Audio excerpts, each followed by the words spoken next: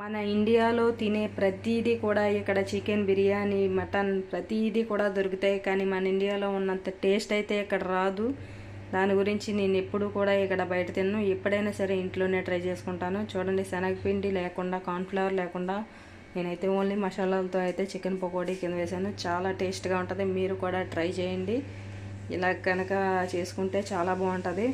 చారులో కానీ, పప్పుచారులో కానీ, పప్పులో కానీ ఏ విధంగా సరే తిన్నా చాలా టేస్టీగా చాలా బాగుంటుంది. ఎందుకు అంటే ఇక్కడ చికెన్ అయితే కోయటోళ్ళు తినే చికెన్ అయితే ఫ్రిడ్జ్లో ఉంటాయి. అవి అయితే మనం ఓన్లీ కూర అయితే చేసుకొని తినలేము. ఇలా ఫ్రై అయితేనే తినగలం. దాని గురించి నేనైతే ఆ కోడి మామిచ్చింది.